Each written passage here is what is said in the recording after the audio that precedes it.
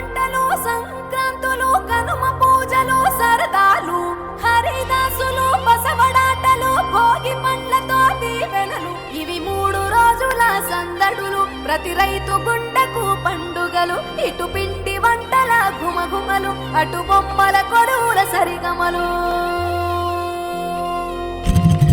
దక్షిణాన్ని సూర్యుడు విడిచాడే